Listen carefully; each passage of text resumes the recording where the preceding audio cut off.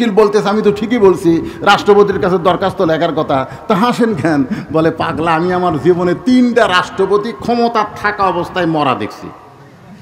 আসামি বলতেছে আমি কয়টা রাষ্ট্রপতি? 3টা রাষ্ট্রপতি ক্ষমতার থাকা অবস্থায় মরা দেখছি। একটা হলো বঙ্গবন্ধু শেখ মুজিবুর রহমান, একটা জিয়াউর রহমান, একটা জিল্লুর রহমান। যারা ক্ষমতা থাকতে নিজেরাই মরে যায়, তাদের কাছে বাঁচার দরখাস্ত কোন ইমানদার লিখবে? তাসদিক বিল জেনান, কলিজার মধ্যে। উকিল বলতেছে তাহলে আপনার ফাঁসি হবে। আসামি মুসকে মুসকে হাসে। উকিল বলে হাসেন কেন? বলে আমার ফাঁসি হবে কিন্তু আমার মৃত্যু হবে না। উকিল কয় কি করেন? আপনার ফাঁসি হবে মৃত্যু হবে না? কেন? না, আল্লাহর কোরআন তার দলিল। সামান্য একটা এমপি হলেই সামনে পুলিশের গাড়ি, পিছনে পুলিশের গাড়ি। জোরে কোন কথা ঠিক কিনা? আর বাংলাদেশের মতন 96টা দেশের খলিফা। কোনো চামচা লাগে? র্যাব লাগে? পুলিশ লাগে? আপনারা বলেন তো পুলিশগুলা কি নেতার না জনগণের? নেতার না জনগণের? কিন্তু গত বছরগুলোতে পুলিশ একটা জনগণের ছিল না, সব নেতার হুকুমে ছাত্রদের বুকে, জনতার বুকে গুলি করছে। জোরে কোন কথা ঠিক না? একটা পুলিশও জনতার ছিল না, সব নেতার। এই রে নেতা আসতেছে, যত বড় নেতা তত বেশি পুলিশ। আর এই হুন্ডালারা চামচেরা, আপনি দেখবেন যেই নেতার পিছনে বেশি চামচা, ওই নেতা তত মারুক, তত টাকা মারে। জোরে কোন কথা ঠিক কিনা? হ্যাঁ, দেখবেন যার পিছনে বেশি চামচা ঘরে বুঝবেন ওই নেতা মারে বেশি। ওমর ফারুক চোখের পানি বের করে বললেন, মা এখন বলো কি দুঃখ তোমার মনে, যেই দুঃখ নিয়ে তুমি 6 দিন হলে আমাকে খুঁজতেছ? মেয়েটা বলতেছে, আমিরুল মুমিনিন, আমার জীবনের সবচাইতে বড় দুঃখ হলো আমি 6 বছর বয়সে ঈমান গ্রহণ করেছি। আপনারা যারা আমার সামনে বসে আছেন, ওয়াজ শোনার পরে মনে হবে আমরা মুসলমান ঠিকই, কিন্তু আমাদের ঈমান নাই। জোরে কোন কি নাই? আজকে দেখেন তো ঈমান আছে কিনা, একটু খেয়াল করে দেখেন। মেয়েটা বলতেছে 6 বছর বয়সে আমি ঈমান গ্রহণ করছি। আপনারা কি আমার কথা বুঝতে পারতেছেন? ঈমানের কলেমা পড়া আর ঈমান গ্রহণ করা দুইটা কিন্তু এক না। কারণ যুদ্ধের সময় আমার এলাকার অনেক হিন্দুরা কলমা পড়ছে। আরবি করে দেখলি বলতো লা ইলাহা ইল্লাল্লাহ, লা ইলাহা ইল্লাল্লাহ। তারমিরা বলতো বিলকুল ঠিক হয়। এক হিন্দু চাচা আমাকে বলতেছে, হুজুর মুসলমানের কলমার দাম আছে। তা আমি কইলাম, আপনি হিন্দু হয়ে মুসলমানের কলমার দাম কেমনে বুঝলেন? যুদ্ধের সময় বুঝেছি। এই কলমা যতক্ষণ মুখত ছিল ততক্ষণ পাকিস্তানে আর্মি আমাকে গুলি করেনি। আমি বললাম, দাদা কলমা শুধু মুখে রাখার কারণে আর্মির গুলি থেকে আপনি বাইসে গেছেন। এই কলমা যদি কলিজার মধ্যে জায়গা দিবার পারেন, তাহলে জাহান্নামের আগুন থেকে আল্লাহ আপনাকে বাঁচাইয়া দিবে। এখন আপনারা বলেন, ঈমানটা খালি মুখে রাখবেন না ভিতরে ঢুকাবেন? হ্যাঁ, আচ্ছা, ঈমান ভিতরে ঢুকলে তার চরিত্র কেমন হবে? একটা দৃষ্টান্ত দিব। উকিল এসে বলতেছে, উকিল আপনার তো ফাঁসির রায় হয়েই গেছে, যে কোনো সময় আপনার ফাঁসি হবে। এই ফাঁসি থেকে যদি বাঁচবার চান, তাহলে রাষ্ট্রপতির কাছে একটা দরখাস্ত লেখেন। রাষ্ট্রপতি যদি দয়া করে আপনাকে মাফ করে দেয়, তাহলে আপনার ফাঁসি আর কার্যকর হবে না। এই কথা কে বলতেছে? উকিল বলতেছে। তখন আসামি মুসকে হাসে। উকিল বলে, হাসেন কেন? বলে হাসার কারণ হলো তোমার কথা শুনে। উকিল বলতেছে, আমি তো ঠিকই বলছি, রাষ্ট্রপতির কাছে দরখাস্ত লেখার কথা। তা হাসেন কেন? বলে পাগলা, আমি আমার জীবনে 3টা রাষ্ট্রপতি ক্ষমতা থাকা অবস্থায় মরা দেখছি। আসামি বলতেছে, আমি কয়টা রাষ্ট্রপতি? 3টা রাষ্ট্রপতি ক্ষমতার থাকা অবস্থায় মরা দেখছি। একটা হলো বঙ্গবন্ধু শেখ মুজিবুর রহমান, একটা জিয়াউর রহমান, একটা জিল্লুর রহমান। যারা ক্ষমতা থাকতে নিজেরাই মরে যায়, তাদের কাছে বাঁচার দরখাস্ত কোন ঈমানদার লিখবে? তাসদিক বিল জেনান, কলিজার মধ্যে। উকিল বলতেছে তাহলে আপনার ফাঁসি হবে। আসামি মুসকে মুসকে হাসে। উকিল বলে হাসেন কেন? বলে আমার ফাঁসি হবে কিন্তু আমার মৃত্যু হবে না। উকিল কয় কি করলেন? আপনার ফাঁসি হবে মৃত্যু হবে না কেন? না, আল্লাহর কোরআন তার দলিল। আল্লাহ কোরআনে বলেন ওয়ালা তাকুলু লিমান ইয়াকতালু ফি সাবিলিল্লাহি আমওয়াতুন বাল আহইয়াউ ওয়ালাকিন লা তাশউরুন। জাল্লাদ শাহজাহান বলেছে জামাত ইসলামের যত নেতাকে ফাঁসির মঞ্চে নিয়ে যাওয়া হয়েছে একজন নেতার চোখে পানি দেখি নাই, বরং সবার মনে আনন্দ, সবার মনে আনন্দ। কারণ ফাঁসির দড়ি বরণ করতেছে, জান্নাতের দরজা আল্লাহ তাদের জন্য খুলে ধরেছে। কি মনে করতেছেন ফাঁসি হবে কিন্তু মৃত্যু? এ কথা কার? আল্লাহর কোরআন যারা দেখেছে এই বিশ্বাস তাদের কলিজায়। কোরআনের দল করবেন আপনি মরে যাবেন। আল্লাহর রাসূল বলতেছে মান সাল্লাল্লাহু তাআলা আশ-শাহাদাতা বিসিদকিন বাল্লাগাহুল্লাহু মানাজিরা শুহাদা ওয়া মাতা আলা ফিরাশিহি রাওয়াহুল বুখারী কিতাবুল মাগাজি। জোরে কোন সুবহানাল্লাহ। এই কোরআনের বিজয়ের আন্দোলন যারা করে বাংলার জমিনে, এই আন্দোলন করতে গিয়ে জেল খাটে, জুলুমের শিকার হয়, যদি ওই লোকটা নিজের বিছনায় মৃত্যুবরণ করে, আল্লাহ রাসূল বলেছে হাসরের ময়দানে আল্লাহ তাকে ইসলামে আন্দোলন করার কারণে, কোরআন বিজয় আন্দোলন করার কারণে আল্লাহ হাসরের ময়দানে তাকে শহীদদের কাতারে দাঁড় করায়া দেবে।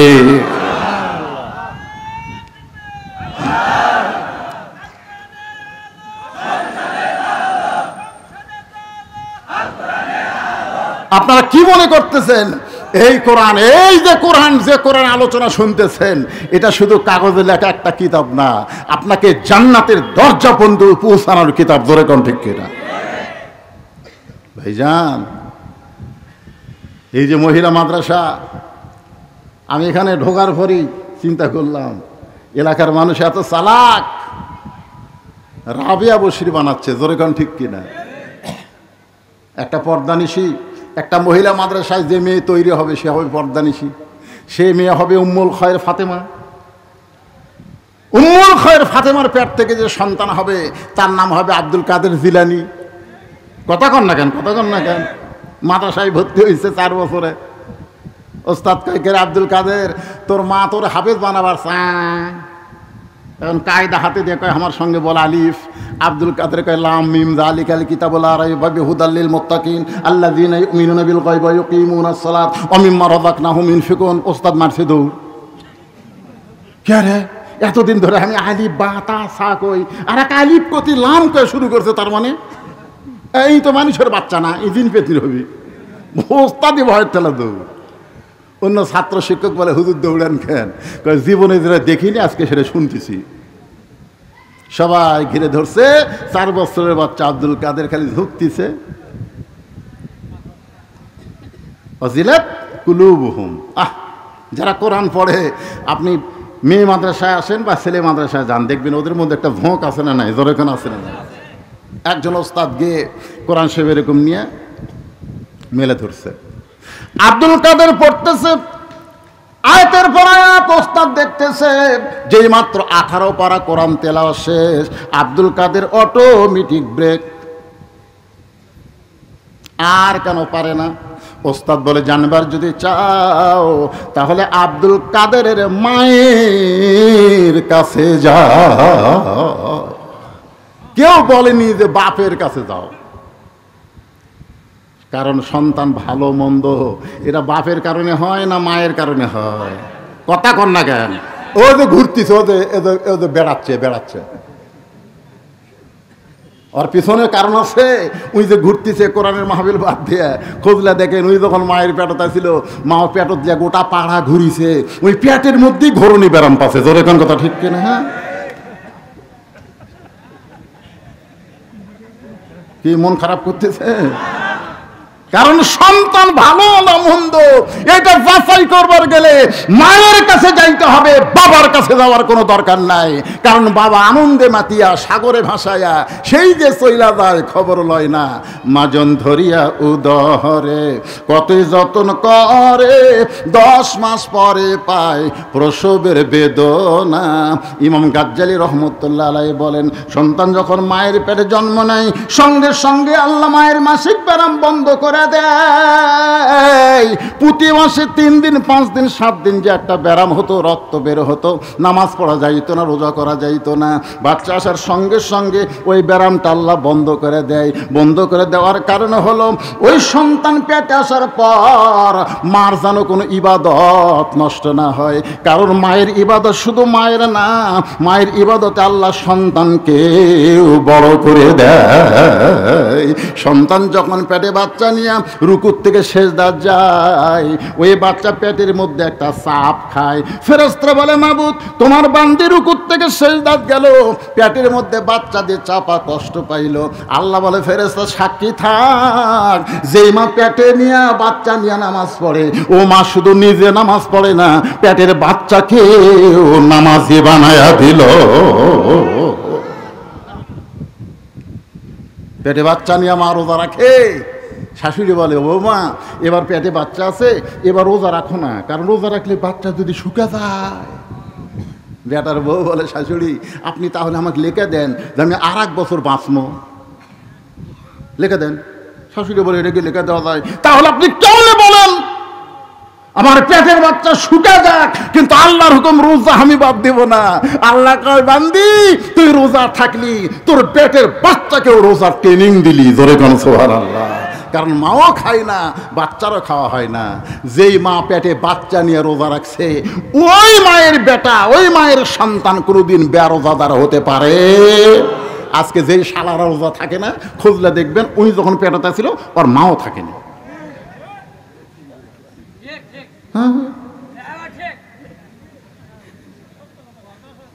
কারণ সন্তান ভালো হয়। একটা খ্রিস্টান বলেছে একটা ভালো যদি সন্তান চাও তাহলে একটা ভালো মায়ের দরকার। যেরকম কিসের দরকার? মায়ের দরকার। আপনারা কি বিরক্ত হচ্ছেন? দেখতে আইছে সবাই, দেখি মাও আব্দুল কাদের কান্দত করে লিয়ে উম্মুল খায়ের ফাতেমা জানলাতে দেখে, কেরি গতকালই ভর্তি করে দিলাম, ছেলে কোরআনে হাফেজ বানাবো। হুজুর আমার আব্দুল কাদের কি বেয়াদবি করছে? বলে, বেয়াদবি একটাই, আলিফ কয়নি, লাম মিম কয়ে 18 পারা কোরআন শুনালো। আব্দুল কাদেরের মা কান্দের বলে, আল্লাহ শপথ করে বলতেছি আমি জানি না। আমার আব্দুল কাদের যে আপনাকে 18 পারা কোরআন শরীফ শুনাইছে, আল্লাহ শপথ করে বলতেছে আমি জানি না। ওস্তাদ বলে, মা তুমি না জানলেও তুমি কি জানো? বলে, আমি হলাম 18 পারা কোরআনের হাফেজা। আব্দুল কাদের যখন আমার পেটে ছিল, আমি 1 ওয়াক্ত নামাজ বাদ দেইনি, একটা রোজাও বাদ দেইনি। আব্দুল কাদের যখন ভূমিষ্ঠ হলো, যখন আব্দুল কাদেরকে আমি কোলে নিতাম, আল্লাহর কোরআন তেলাওয়াত করতাম। আব্দুল কাদের যখন কাঁদতো, আমি বাবু তো এর কান্না থামাইনি, আল্লাহর কোরআন তেলাওয়াত করে করে ওর কান্না থামাইছি। আব্দুল কাদের যখন আমার স্তনে দুগ্ধ পান করত, আমি তখন কোরআন তেলাওয়াত করতাম, ও আমার স্তনে দুগ্ধ পান করত। আব্দুল কাদের যখন রাত্রিবেলা বিছানায় ঘুমাতে যাইতো, আমি 1 পারা কোরআন না শোনাইলে আমার আব্দুল কাদের কোনোদিন ঘুমাইতো না।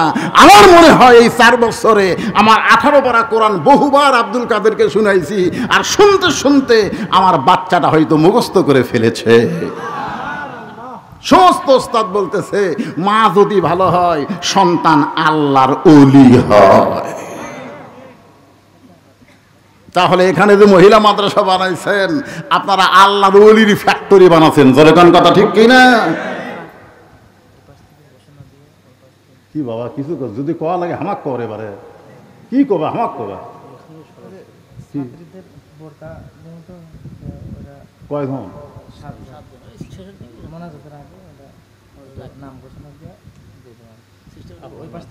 বোরকা কি জন্য দিচ্ছে? হাফেজ। 7 জন মা, ছোট্ট বাচ্চারা 7 জন মহিলা কই, আমরা কই মা কই, আর খালাই কই, কোরআনের হাফেজা হয়ে গেছে। কি কথা, 7 জন, আলহামদুলিল্লাহ। তাদেরকে বোরকা দেওয়া হবে, ছেলে হলে এখানে মাথার পাগড়ি ফুরা দিতাম, কিন্তু এরা মেয়ে তো, এই জন্য এদেরকে বোরকা দেওয়া হবে। আমি ওয়াজের শেষের দিকে দিয়ে দেবো ইনশাল্লাহ। অভিভাবক এখানে নিবে, এটাকে এখনই দিবেন না? আপনার ওই মোনাজাতের আগে আপনার মাধ্যমে হবে। এই মাদ্রাসার জন্য কোনো টাকা টুকার দরকার নেই। হ্যাঁ, উন্নয়ন করবে। তো আমি সেই কথাই তো বুঝাবার চাচ্ছি যে এই যে আল্লাহর ওলিগের ফ্যাক্টরি মহিলা মাদ্রাসা, এই ফ্যাক্টরি এখানে কিয়ামত পর্যন্ত জারি থাক। আপনারা কি চান? কারা কারা চান? আল্লাহ একটা হাত দেখান তো দেখি। লিল্লাহি তাকবীর। আমি সবার কাছে না, সবার কাছে আমার দরকার নাই, কারণ যারা কোরআনকে মহব্বত করে, কোরআনের পাগল, আমি তাদের কাছে এই মাদ্রাসায় একটা করে কোরআন শরীফ। এখানে কয়জন মেয়ে ছাত্রী আছে? 100 জন ছাত্রী আছে। 100টা কোরআন শরীফ, এক কোরআন শরীফ মাত্র 500 টাকা। কোরআনকে যারা ভালোবাসেন, এতক্ষণ ধরে কোরআনে ওয়াজ শুনতেছেন, আরও 1 ঘন্টা করব, আপনারা শুনবেন। মাত্র 500 টাকা আপনি দিবেন, একটা কোরআন শরীফ দান করার সওয়াব আল্লাহ আপনার আমল নামায় দিয়ে দিবে। সুবহানাল্লাহ জোরে কোন, আর সুবহানাল্লাহ কোন না কেন? আমি কি সবার কাছে চাইছি? 100 জন, তার মধ্যে 1 জন হাত তুলেছে, বাকি কোনো খাওয়া নেই। বাজান লগত দেওয়া লাগবে। আছে পকেট আছে? 200 আছে না? বাকি লয় তো, আমি এর বাকি লেখেন, বাকির কোন কথা নেই। লগত কোরআন শরীফ আর বাকি, এটা ধান তুলতেছি আমি।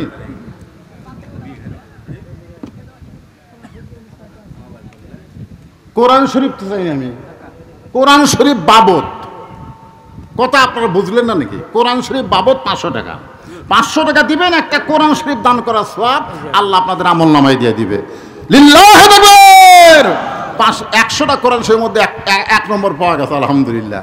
আল্লাহ তোমার একজন পাগল, একটা কোরআন বাবদ 500, আর একজন কোরআন শরীফ বাবদ 500 টাকা দান করছে। আল্লাহ দানকে কবুল করেন। 100টা কোরআনের মধ্যে 2টা পাওয়া গেল। আমরা সবাই কোরআনকে ভালোবাসি, কোরআনের মিছিল করলাম। পকেটে টাকা থাকলে দাবি আছে, না থাকলে দাবি নাই। আর একজন কোরআন বাবদ 500 টাকা দান করছে। আল্লাহ 3টা হয়ে গেছে। আমার মা বোনেরা, পর্দার অন্তরে যারা ওয়াজ শুনতেছে, রে ছেলেরা, এরা ওটা শুরু করলো কেন? না, যারা কোরআন শরীফ দিবেন তারা খালি উঠবেন। 2 মিনিট কালেকশন, 2 মিনিট, সারা রাত না। আর একজন একটা কোরআন শরীফ বাবদ 500 টাকা দান করেছে। আল্লাহ দানকে কবুল করেন। আল্লাহ বাপ মা আত্মীয় স্বজন কবরে গেছে, এই যে কোরআন বাবদ 500 টাকা দান করলো, এই দান করার কারণে বাপ মার কবরকে জান্নাতের টুকরা আল্লাহ কবুল করেন। যাদের বাপ মা কবরে গেছে, বাবার জন্য একটা কোরআন শরীফ দেন, মায়ের জন্য একটা কোরআন দেন। যদি না পারেন বাপ মা 2 জনের জন্য একটা কোরআন শরীফ দান করেন। আর একজন কোরআন বাবদ 500 টাকা দান করছে, আল্লাহ দানকে কবুল করেন। আল্লাহ নেক নিয়ত নেগাশা পড়া করেন। আর একজন কোরআন শরীফ বাবদ 500 টাকা দান করছে, আল্লাহ দানকে কবুল করেন। আল্লাহ যারাই যে নিয়তে দান করতেছে, আল্লাহ সকলের নেক নিয়ত নেক আশাকে আল্লাহ আপনি কবুল করেন। আল্লাহ তোমার নবীর এতিম মাদ্রাসা, মহিলা মাদ্রাসাকে আল্লাহ কিয়ামত পর্যন্ত কবুল করেন। একটু জিকির করি, লা ইলাহা ইল্লাল্লাহ, লা ইলাহা ইল্লাল্লাহ, জোরে লা ইলাহা, লা ইলাহা ইল্লাল্লাহু মুহাম্মাদুর রাসূলুল্লাহ। আর একজন কোরআন শরীফ বাবদ 500 টাকা দান করছে। যদি আপনাদের কাছে বেশি মনে হয় যে হুজুর আমার কাছে তো 500 টাকা নেই, আমরা ওয়াজ শুনবার আইছি, হুজুর টাকা তো আনিনি, আপনি যে পেঁয়াজ করতেছেন লগত, ঠিক আছে 500 যদি না থাকে, আপনি 200 টাকারও কোরআন আছে, এই যে এইগুলো কোরআন শরীফ মেরে গেলে 200 টাকা হলেই হয়, 200 টাকা দেন, সবাই দেন, আল্লাহর রাস্তে দেন। আপনাদের কাছে একেবারে একটা রুমাল বা ব্যাগ পাঠিয়ে দিচ্ছি, আল্লাহর রাস্তে আপনার 10, 20, 50, 100 যা পারবেন আল্লাহর রাস্তে দেন। দিবেন না? সবাই দেন, দেন। দেওয়া শেষ করলেই ইনশাল্লাহ একটা না আলোচনা হবে ইনশাল্লাহ, মাশাআল্লাহ। আল্লাহ বলার সাথে সাথে ছোট্ট বাচ্চার হাতে তোমার একজন বান্দা যা ছিল মানে 250 টাকা, 250 টাকা দান করেছে আল্লাহ কোরআন শরীফ বাবদ। আল্লাহ দানকে কবুল করেন, আল্লাহুম্মা আমিন। এই যে এত লোক আপনারা ভাত খিলালেন, সেই আমি আসেনি দেখতেছি, খালি সমানে খিলাচ্ছে। দিয়ে দেই খাসা সিস্টেমটা ওইরকমই করা ছিল।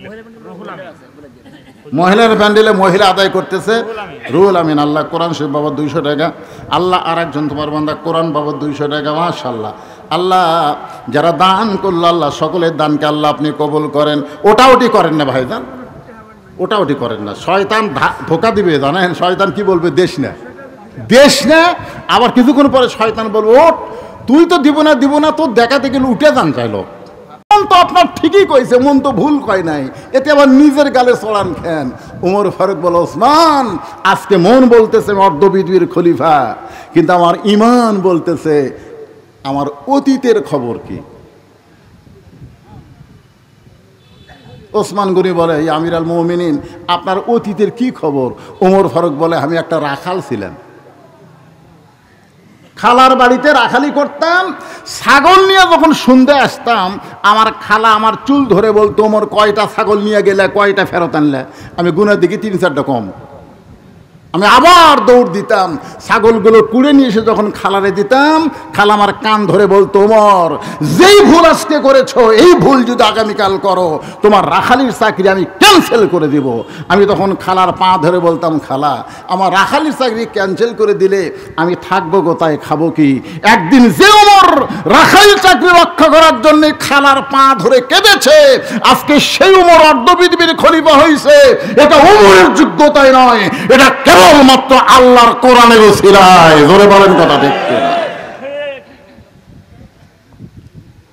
ভাই রে এটা সেই কোরআন। খালি গরিব গুরুবার ছোলের মাথায় কোরআনের পাগড়ি আমরা হাফিজি পাগড়ি মাথায় পরাই দিলাম। আজকে মহিলা মাদ্রাসা খুঁজলে দেখেন এলাকার মধ্যে ধনীর মেয়ে এই মাদ্রাসায় ভর্তি হয়নি। আমাদের মতন গরিবগুলা সব কোরআন ধরছে আর ধনীগুলা সব ভার্সিটিতে গেছে। এখন আমরা গরিবগুলা যদি কোরআন থেকে হক কথা মসজিদের মেম্বারে বলবার চাই, ওই ধনী ঘুষখোর খালি এরকম গুজরে ওঠে, সুদখোর এরকম জোরে জোরে কাশে। ঠিক কিনা বলেন? কোরআন কি শুধু গরিবের জন্যই না সবার জন্যে? হযরত ওমর অর্ধপৃথিবীর খলিফা হইয়া নিজের চোখে আল্লাহর কোরআনকে দেখার জন্যে তিনি ছদ্মবেশে ঘুরতেছেন। আমার মা বোনেরা যারা পর্দার অন্তরালে আর মহিলা মাদ্রাসাকে টার্গেট করে আমি আপনাদের সামনে কথাগুলো বলতেছি। ওমর ফারুক ছদ্মবেশে মদিনার অলি গলি যখন ঘুরতেছে এমন সময় দেখতে পাই দুই পাহাড়ের মাঝখানে একটা সুন্দরী মেয়ে ধীর গতিতে হেঁটে হেঁটে আসতেছে। মেয়েটার সামনেও কোনো মানুষ নাই, পিছনেও কোনো মানুষ নাই। ওমর ফারুক মেয়েটার দিকে তাকায় বলতেছে আলহামদুলিল্লাহ, আল্লাহ তোমার দুনিয়ায় এত সুন্দরী একটা মেয়ে। হয়তো আপনারা বলবেন হুজুর ওমর ফারুক একটা মেয়ের দিকে তাকায়া এত সুন্দরী মেয়ে বলে আলহামদুলিল্লাহ বলল, এটা কি ইসলামে জায়েজ নাকি? ওমর ফারুক কিন্তু মেয়েটার চেহারা দেখে নাই, মেয়েটার আপাত মস্তক আল্লাহর আইন পর্দা।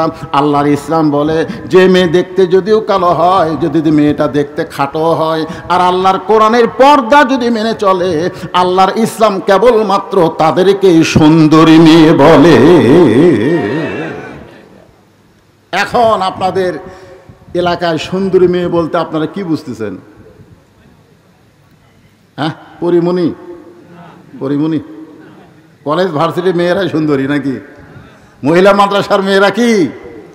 জোরে বলেন। মেয়েটা যদি দেখতে কালো হয়, খাটো হয়, এরপরও আল্লাহর কোরআনের পর্দা যদি মেনে চলে, আল্লাহর ইসলাম কেবলমাত্র তাদেরকেই সুন্দরী বলে। বেপর্দা নারী যারা বিশ্ব বেহায়া তারা, আর পর্দানিশী নারী যারা বিশ্ব সুন্দরী তারা। জোরে কোন কথা ঠিক কিনা? ওমর ফারুক মেয়েটার নিকটে গিয়া মা মাধব এই নির্জন পথে তুমি একা একা চলতেছো, তোমার সামনেও মানুষ নাই, পিছনেও মানুষ নাই, তোমার অন্তরে কি কোনো ভয় ডর লাগতেছে না? মেয়েটা পর্দার ভিতর থেকে বলে পথিক তুমি কি হযরত উমরকে চিনো? জোরে কান সুবহানাল্লাহ। মেয়েটা কাকে বলতেছে? উমরকে বলতেছে, পথিক তুমি কি হযরত উমরকে চিনো? যেদিন উমর ফারুক আল্লাহর কোরআন দিয়ে রাষ্ট্র চালায়, সেদিন থেকে একজন মহিলা পৃথিবীর এক প্রান্ত থেকে আর এক প্রান্তে যাবে, তার কলিজায় আল্লাহ ছাড়া অন্য কারো ভয় থাকবে না। আল্লাহর কোরআন দিয়ে যেদিন বাংলাদেশ চলবে, সেই দিন একজন মেয়ে বাংলাদেশের এই প্রান্ত থেকে ওই প্রান্ত পর্যন্ত যাবে, ওই মেয়েটার কলিজায় আল্লাহ ছাড়া অন্য কারো ভয় থাকবে না, কারণ কোরআনের কারণে আল্লাহ তাকে পুরাপুরি নিরাপত্তা দিয়ে দিবে। মেয়েটা বলতেছে, পথিক তুমি কি হযরত উমরকে চিনো?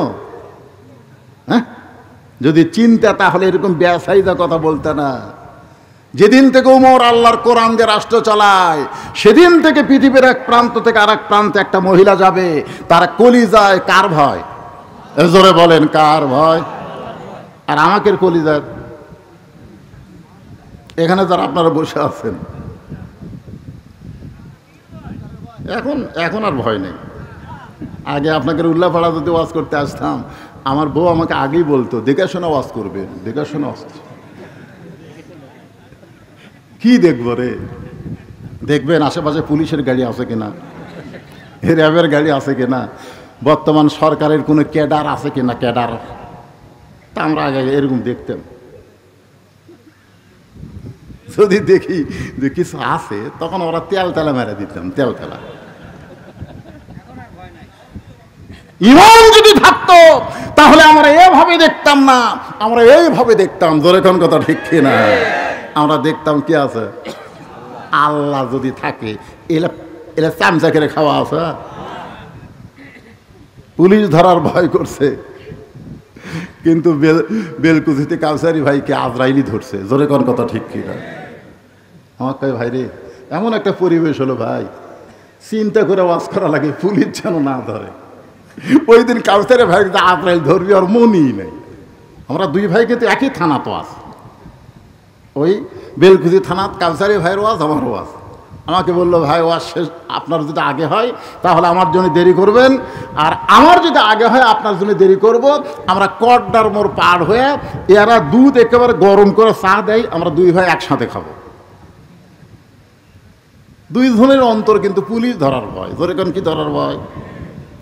ওয়াজ শেষ করার পরে আমি চিন্তা করলাম, কাউসারি ভাইকে কল দে, ও তো কল দিচ্ছে না, তার মানে ওয়াজ শেষ হয়নি। আমি যখন কল করলাম, ওর সাথী ধরে বলতেছে, হুজুর কিছুক্ষণ আগে কাউসারি সাহেব এনায়েতপুর হাসপাতালে মারা গেছে।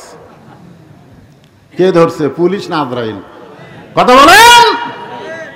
পুলিশ ধরার চিন্তায় হক কথা গোপন করেছি। আল্লাহ কয়, পুলিশ ধরার আগেই তোকে আজরাইল ধরতে পারে। ধরে কোন কথা ঠিক কিনা?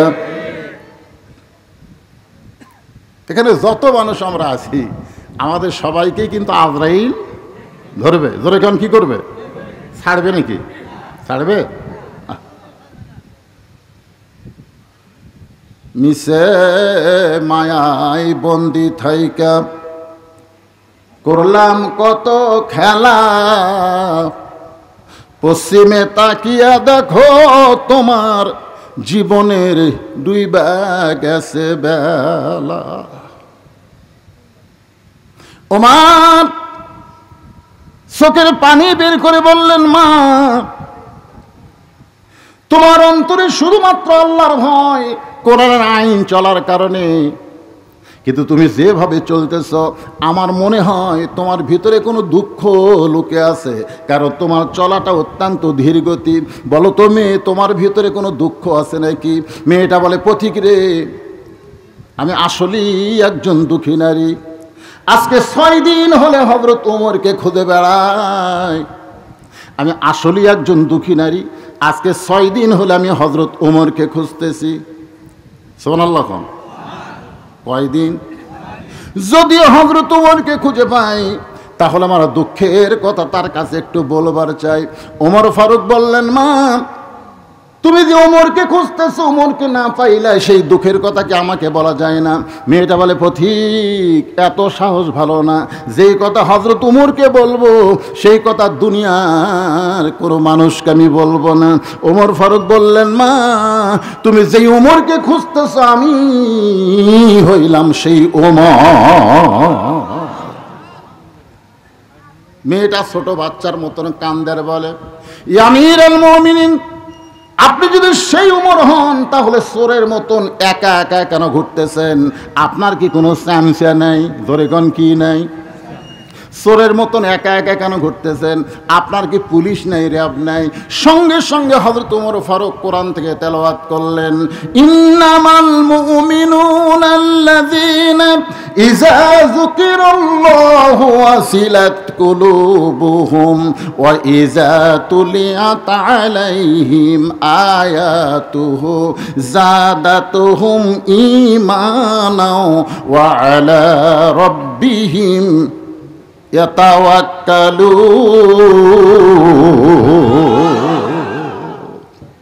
আল্লাহর কোরআনটা কি নিজের চোখে একটু দেখেন। ওমর ফারুক বললেন, মা যেদিন থেকে কোরআন দিয়ে রাষ্ট্র চালায় সেদিন থেকে আমার ঈমান আমাকে বলে দিয়েছে দুনিয়ার কোনো পুলিশ লাগবে না, স্বয়ং আল্লাহ তাআলাই আমাকে হেফাজত করবে। দেশের ক্ষমতায় আইছে, তারা কোরআন নিয়ে আসে নাই, তারা মানুষের আইন নিয়ে আসার কারণে আমাদের বাংলাদেশের মুসলমানের উপরে নামাজের কোনো আইন পাশ করতে পারেনি। জোরে কোন কথা ঠিক কিনা? অথচ আল্লাহ কোরআনই বলেছেন, আল্লাযীনা ইম্মাক্কান্নাহুম ফিল আরদ, মুসলমানের মধ্যে কাউকে যখন ক্ষমতার চেয়ার দেওয়া হবে, ক্ষমতার মালিক তো মানুষ না, ক্ষমতার মালিককে। কিন্তু কাউকে যখন ক্ষমতার চেয়ার দেওয়া হবে তার 1 নম্বর দায়িত্ব হলো পদ্মা সেতু নির্মাণ করা, 1 নম্বর দায়িত্ব হলো রাস্তার উপর ফ্লাইওভার করে দেওয়া, 1 নম্বর দায়িত্ব হলো ট্যানেল করা।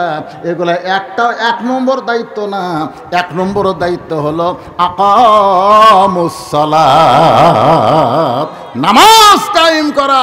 আমাদের বাংলাদেশে গত সরকার অনেকগুলো মসজিদ বানাচ্ছে। জোরে কোন কথা ঠিক কিনা? কথা কন না কেন? আপনাকে রে উল্লাপাড়ায় মসজিদ নাই? এই একটা মসজিদ সরকার বানা দেয়নি? কি মসজিদ? মডেল মসজিদ। আপনারা বলেন তো, মডেল মসজিদে যখন আজান দেয়, আজান দেওয়ার সময় মুসলমানেরা কি বেড়া থাকে না মসজিদের মধ্যে যায়? কথা কয় না? মসজিদ যায়? আপনারা বলেন তো, সবচাইতে বড় সন্ত্রাসী কারা? সবচাইতে বড় সন্ত্রাসী হলো আজান দেওয়ার পরে মুসলমান দাবি করে নামাজ পড়ে না, এরাই হলো সবচাইতে বড় সন্ত্রাসী। জোরে কোন কথা ঠিক কিনা?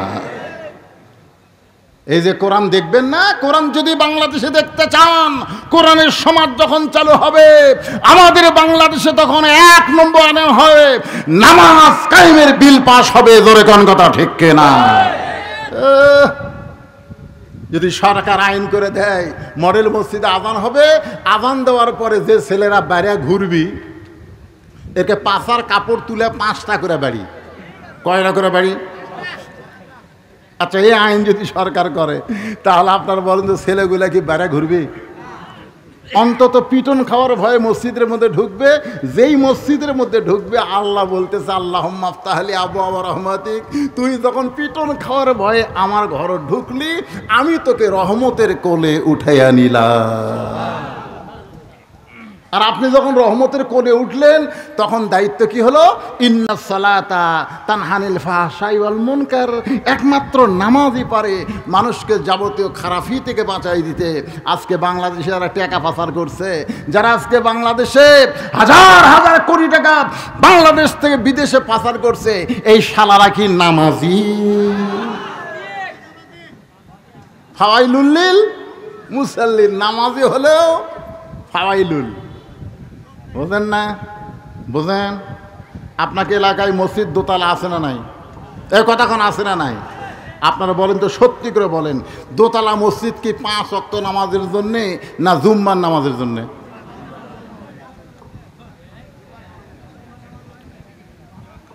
দোতলা মসজিদ যেগুলো আছে এগুলো 5 ওয়াক্তের জন্যে?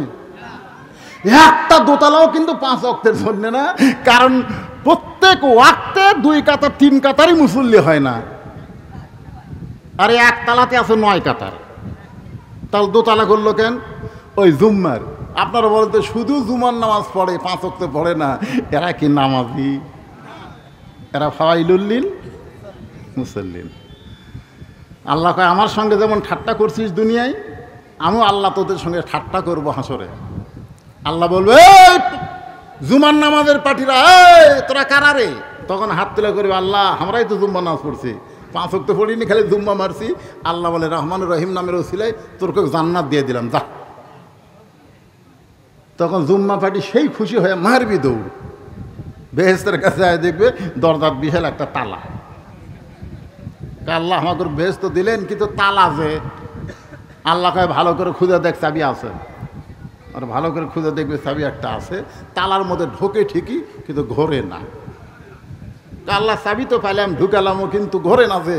আল্লাহ কয় তালার মধ্যে 5টা দাগ আছে, তোকে চাবির মধ্যেও 5টা দাগ থাকা লাগবে। এখন তোরা দেখ তো, তোরা যে চাবি ঢুকাইছিস এর মধ্যে কোনো দাগ আছে? আল্লাহ আমাদের চাবি না তেল তেলা দাগ। বলে কিসের দাগ আল্লাহ? আল্লাহ কয় 5 ওয়াক্ত নামাজের দাগ রে। তালার মধ্যে 5 ওয়াক্ত নামাজের দাগ আছে, এই দাগে দাগে মিল খাবি, কুট্টুস করে খুলবি। আমরা খালি জুম্মা মারছি, আল্লাহ 5 ওয়াক্ত। আল্লাহ কয় জান্নাত দেখা হলো, ধোকা হলো না। জান্নাত দেখা হলো, ধোকা হলো না। নামাজ যারা কায়েম না করবে তারা জান্নাত দেখতে পারবে কিন্তু ঢুকতে পারবে না। আসসালাতু মিফতাহুল জান্নাহ। আল্লাহর বান্দারা মনোযোগ দেন। আল্লাহর কোরআনকে যদি দেখতে চান তাহলে 1 নম্বর হলো নামাজ। রাসূল বলেছেন লা সালাতা লা ঈমানা, যারা নামাজ নাই তার ঈমান নাই। লা সালাতা লা দীনা, যারা নামাজ নাই তার কোনো ধর্ম। এখন আপনারা বলেন, আমার সামনে বসে যারা আওয়াজ শুনতেছেন, কারা কারা এশার নামাজ পড়েননি?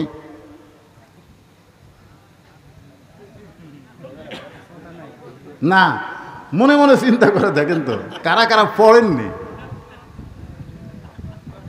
এই যারা যারা এশার নামাজ পড়েননি তারা যদি ফজর আগে মরে যান, মনে করেন আপনি এশার নামাজ পড়লেন না, ফজর আগে মরে গেলেন, আমাদের মতন কত হুজুর আপনার জানাজাত গেলে আপনি জান্নাতত যাবেন। যেই ব্যক্তি এশার নামাজ জামাত আদায় করেছে, ফজরের নামাজ পড়ার আগে তার যদি মৃত্যু হয়, সে একটা মানুষ যদি তার জানাজায় না যায়, এশার নামাজের কারণে আল্লাহ তাকে জান্নাত দিয়ে দিবে। আর যেই বেটা এশা পড়েনি, ফজর না পড়ার নিয়তে শুইছে, আর গভীর রাত্রে হার্ট ফেল করে মারা গেছে, 1 কোটি মানুষ আর জানাজার দোয়া করলেও ও জান্নাত পাবে না, কারণ নামাজ বাদ দেওয়ার কারণে সে কাফের হয়ে মারা গেছে। জোরে কোন কথা ঠিক কিনা? বাইনাল আবদি ওয়াল কুফরি তরকুস সালাত। বান্দার কাফেরে পৃথক করা জিনিসটার নামই হলো নামাজ। এখন আল্লাহর কোরআনকে দেখতে গেলে, এই কোরআনকে যদি আমরা গ্রহণ করি, ঈমান গ্রহণ করার ব্যাপারে 1 নম্বর আমলের নাম হলো নামাজ। যেরকম 1 নম্বর আমলের নাম কি? এখন আপনারা কারা কারা ফজরের নামাজ পড়বেন না? হাত তোলেন। এই দিকে কথা কে কয় রে? কারা কারা ফজরের নামাজ পড়বেন না দিকে হাত তোলেন তো দেখি। তার মানে সবাই পড়বেন ইনশাআল্লাহ। আপনারা যদি সবাইও পড়েন তারপরে কোরআন দেখতে পাবেন না, কারণ সবাই পড়বেন আজকে হুজুরের কথা অনুযায়ী 1-8 বার, বারবার মসজিদে ঢুকতে পারবেন না।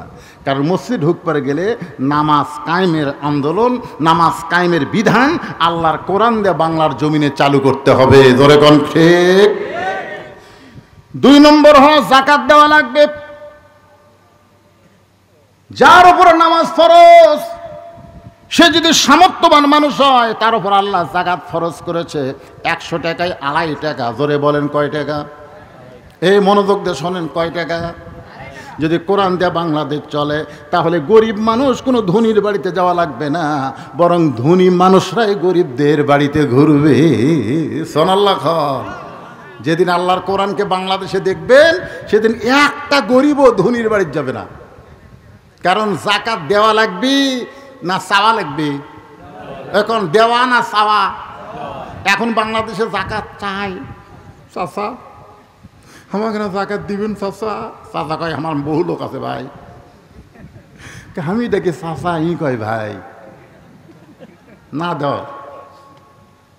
আর কোরআন যখন চালু হবে এক ব্যাগ টাকা নিয়ে ঘুরতেছে 7 দিন। যেই দরজাতে যায় গরিব কয় আমার জাকাতের টাকার দরকার নেই, ইয়া কানা বুধু ইয়া কানা আস্তাইন। আমি যখন নাচ পড়ে আল্লাহর কাছে সাহায্য চাইছি, ভাই তোর জাকাতের টাকা আমার দরকার নেই। যার কাছে যাই তাই দরজা বন্ধ করে। 7 দিন ধরে এক ব্যাগ টাকা নিয়ে ঘুরছে, একটা গরিবও দরজা খোলেনি। আল্লাহ কয় আল্লাহ আমাকে তুমি গরিব করে দাও। এই জাকাতের টাকা নিয়ে মানুষের দরজায় দরজায় আর ঘুরবার পারতেছি না। আল্লাহ বিরক্ত হয়ে গেছে। কয়দিন? 7 দিন। মনের দুঃখে মরুভূমির মধ্যে গেছে, যে দেখে একজন বস্তা পাতার দিয়ে শুয়ে আছে। ব্যাগালা ভাবতেছে যাক আল্লাহ তুমি রহম করছো, একটা গরিব পাচ্ছি পারে। ওই এখন ওই বস্তা লাগ দেখে বুঝলেন জোরে সালাম মারছে, আসসালামু আলাইকুম। বস্তাটা লাভ দেওয়া বলছে আলহামদুলিল্লাহ। ব্যাগালাকে কেড়ে সালাম দিলাম, ও আলাইকুম আসসালাম না কয়ে আলহামদুলিল্লাহ কেন? বলে 15 দিন হলে এক বস্তা টাকা নিয়ে ঘুরতেছি ভাই, একটা গরিব নেই। তোকে দেখে গরিব মনে করে আল্লাহর শুকর আদায় করছি। আমি ঘুরি ব্যাগ লিয়ে, তুই ঘুরিস বস্তা লিয়ে, তাহলে গরিব গেল কোথায়? আস্তাইনু বিসসবরি ওয়াসসালাহ। দুইজন আল্লাহর নামাজ পড়ে আল্লাহর কাছে কান্দে, আল্লাহ ওই 7 দিন হলে ব্যাগ লিয়া ঘুরতেছে, আমি 7 দিন হলে এক বস্তা টাকা লিয়া জাকাতের ঘুরতেছি, গরিব গেল কোথায়?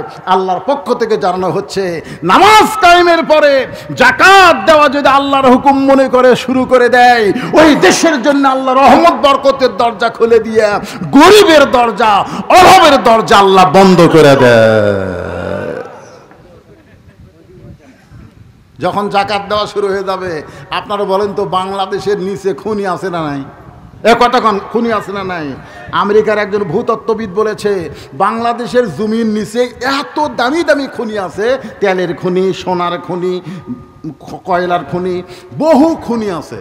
বাংলাদেশ সবচাইতে সমৃদ্ধশালী দেশ, বহু খনি আছে, কিন্তু খনিগুলো এত নিচে, মানে যন্ত্র দিয়ে দেখে 1000 1000 ফুট নিচে। এই খনির তেল তুলবার গেলে, কয়লা তুলবার গেলে যে টাকা খরচ হবি, এখন সেই টাকাই তো উঠবে না, এত নিচে। কিন্তু যখন জাকাত দেওয়া শুরু করবেন তখন খনিগুলার নিচে থাকবে না, আল্লাহ সব খনি উপরে দিয়ে পাঠাবে। সুবহানাল্লাহ কন না কেন? একদিন সৌদি আরব যারা মুরব্বী এখানে আছে শুনে দেখবেন, হাজিদের কাছে সাহায্য আছে। এখন সৌদি আরব শুধুমাত্র কোরআনের কিছু আইন চালু করার কারণে আল্লাহ তাদেরকে এত সমৃদ্ধশালী বানায় দিছে। তার মানে খনিগুলা সব নিচে ছিল, উপরে দিছে। উপরে দেওয়ার মালিককে আরো জোরে বলেন। তাহলে এখন বলেন আল্লাহর কোরআন আমাদের দেখার দরকার আছে না নাই? আর কোরআন দেখবার গেলে কোরআন বিজয়ের আন্দোলন করতে হবে। কোরআন বিজয়ের আন্দোলন যদি আমরা করতে চাই, তাহলে ভালো শাসক আমাদের বাংলার জমিনে। একটু মনোযোগ দিয়ে শোনেন। আজকে এই উল্লাপাড়ার এই এলাকার মধ্যে যে ভাইটা ভালো মানুষ, ভালো মানুষকে আমাদের ভালো জায়গা পাঠাতে হবে। সংসদ ভবন কিন্তু খারাপ জায়গা না, খারাপ যেরকম খারাপ। আমি একবার বলছিলাম যে ইউনিয়ন পরিষদের চেয়ারম্যানও দাঁড়াবো, তা আমার পাশে একজন কয় নাউজুবিল্লাহ হুজুর আপনি একজন আলেম মানুষের চেয়ারম্যান হবেন কেন? আমি বললাম কেন? বলে ইউনিয়ন পরিষদ খারাপ, আপনি একজন ভালো মানুষের খারাপ জায়গায় যাবেন। আমি কইলাম পাগলা, ইউনিয়ন পরিষদ খারাপ না রে, কিন্তু খারাপ মানুষকে আমরা পাঠানোর জন্যে ওই ভালো জায়গায় খারাপ হয়ে গেছে। জোরে কোন কথা ঠিক কি না? তো এখন ভালো মানুষগুলো আমরা যদি কোরআন দিয়া ওই সংসদে 300 জন পাঠাবার পারি, তাহলে কোরআন আমরা বাংলার জমিনে দেখতে পাবো। আল্লাহ পাক আমাদের দেখার তৌফিক দান করুক, সকলে বলে আমিন। এই যে এইগুলো কি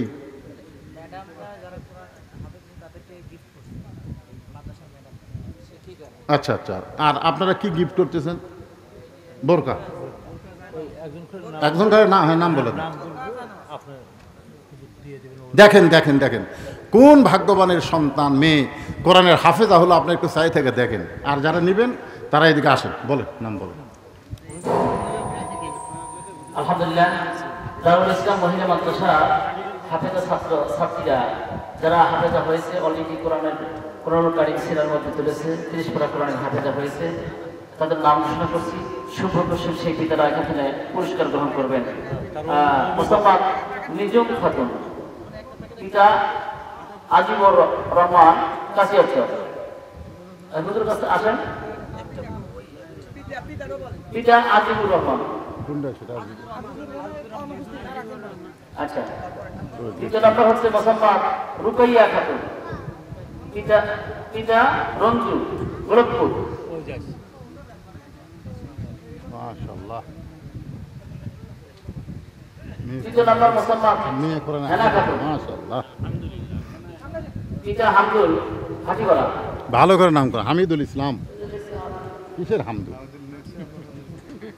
হামিদুল ইসলাম অথবা আব্দুল হামিদ। আচ্ছা, আলহামদুলিল্লাহ। মাশাআল্লাহ। আর ওই দিক মোসাম্মদ জনগণ দেখেন, চাম্পা খাতুন, পিতা আবু ইউসুফ, পাঠকপুর। দুটা মেয়ে দুটাই হাফেজ। ওনার দুটা মেয়ে দুটাই হাফেজা। ওনার দুটো মেয়ে, দুটোই হাফেজা হয়েছে। আলহামদুলিল্লাহ বলেন। আলহামদুলিল্লাহ। চাম্পা খাতুন, পিতা আবু ইউসুফ, পাঠকপুর। নাই, ওর কথা থেকে দিবেন।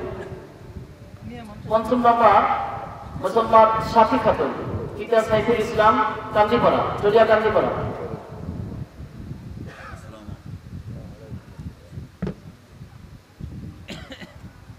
ষষ্ঠ নম্বর মোসাম্মদ আতিয়া খাতুন, পিতা আতাউর রহমান, কাজিয়াচর।